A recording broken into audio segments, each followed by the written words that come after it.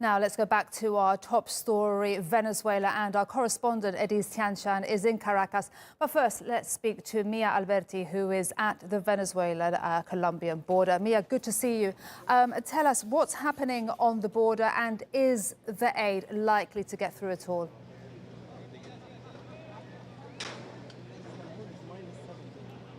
Hi, Maria. So the opposition leader Juan Guaidó has just arrived at the Tienditas bridge that borders with Venezuela, and he's following presidents from Colombia, Ivan Duque, and also the presidents of Chile and Paraguay. So the situation is quite tense here, and there are crowds, huge crowds already gathering at the entrance of the bridge, preparing to go across into Venezuela, and they have been chanting freedom, freedom, freedom. They have been there for hours. So the situation is quite tense. The aid is actually behind me in these trucks that you can see. It's ready to go. The question will be if they will be able to cross, and for now the bridge is still closed. This morning the containers on the bridge on the Venezuelan side were still there, so we are still accompanying the situation. And I don't know if you've heard what Guaidó has been saying, or if he's spoken even at all yet, but what is his message at the moment? Because today was his deadline for that aid to get through.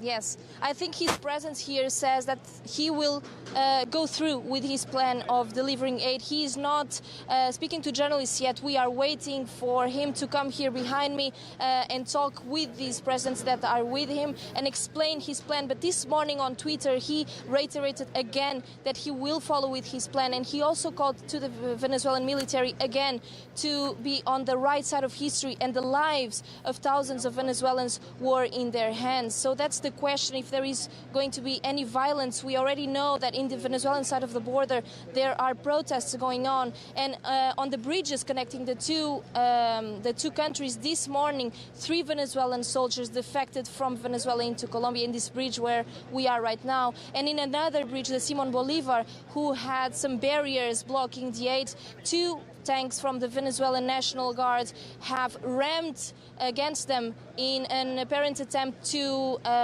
open the way for the delivery of the aid. So as it sounds, some of the Venezuelan military seems to be cooperating with Juan Guaidó's plan, but we are also seeing protests on some of these on the side of this border. Okay, Mia, thank you very much for that update. We appreciate your reporting. That was Mia Alberti, who is in Cucuta on the Colombian-Venezuelan border.